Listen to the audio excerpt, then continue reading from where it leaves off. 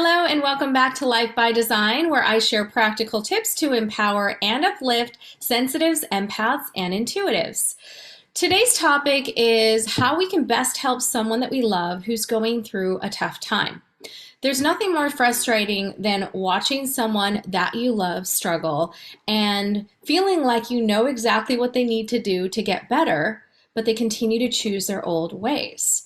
And it can feel very frustrating, heartbreaking, and helpless to be in that position where maybe you've gone through certain growth, you have certain insights and wisdom that that person doesn't have, and it seems like it could be so easy for them to get to that next level, but they're just not getting there. And so whether it is a stage of growth in their development or something more challenging like a mental health illness or an addiction, there are things that you can do that will actually help that person to get to the next level, and it's not in the ways that you think. So here are some things to consider.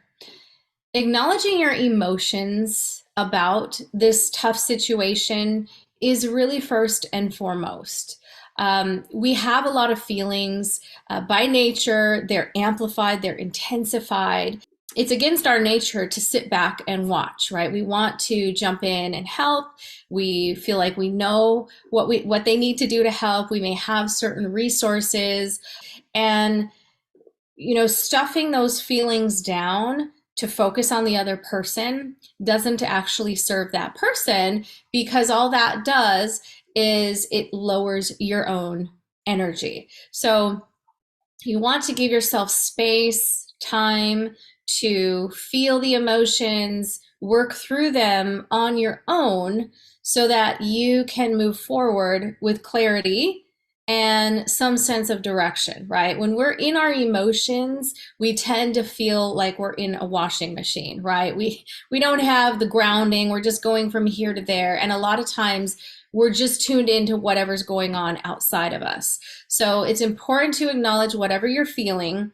And what this can do for you energetically is it helps you to understand or look at the polarity of the emotion. So if you're feeling really sad or really frustrated, noticing and feeling that is obviously not going to feel good, but it's going to show you where you're at. And from there, you can decide to choose something on the opposite side of that, or just a couple levels higher. So that may be just feeling calm. It may just be feeling a sense of peace.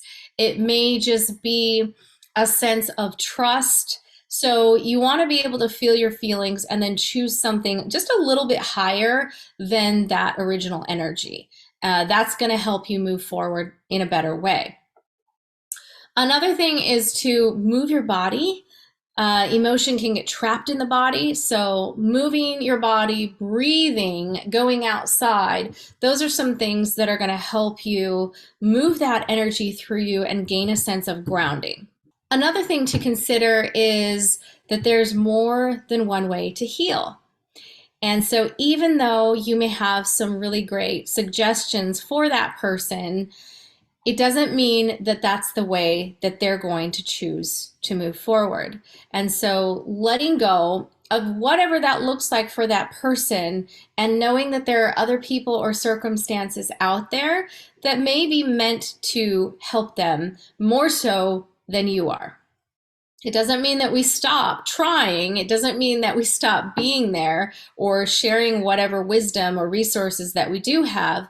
But it does mean that we also expand what's possible for that person, because there are many, many ways for us to heal. There's not just one way. That's a super limited way of looking at things. So we have to remember that it's not all up to us.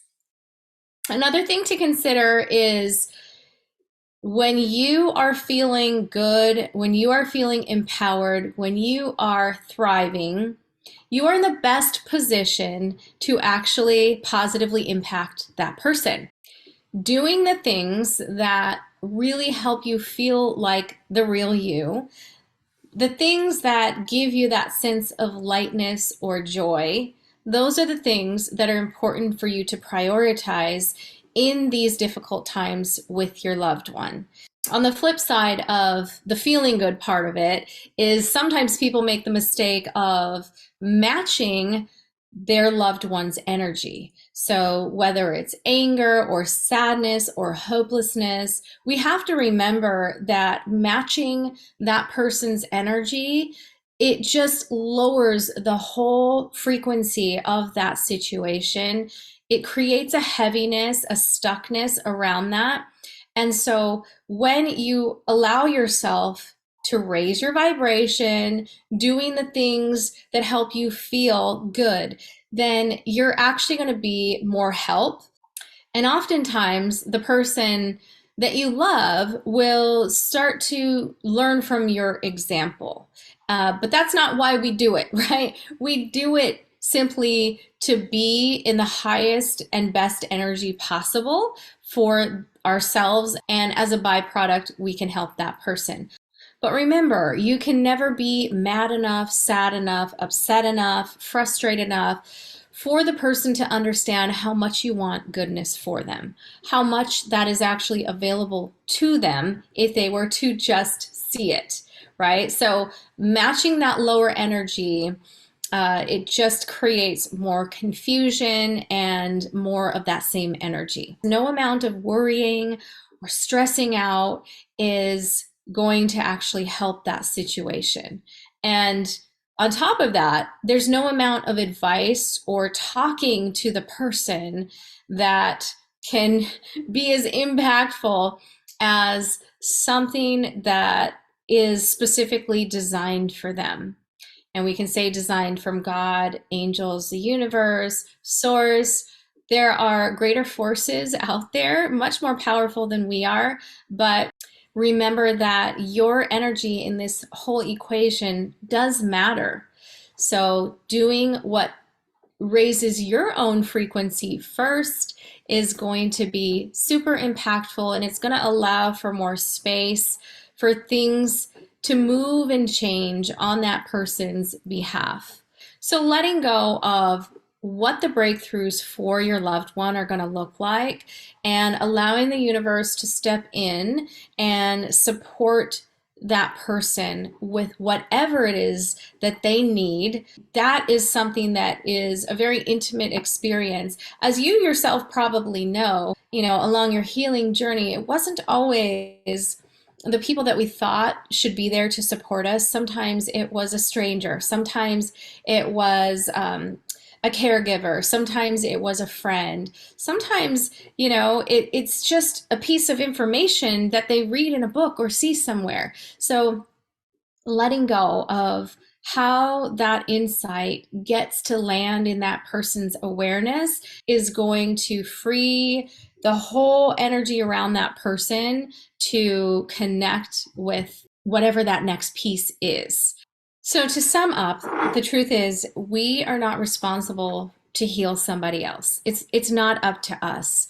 We can really want it for that person, and the strength of that intention can be very powerful. At the same time, it can feel very disempowering to know that it's not up to us to heal somebody else.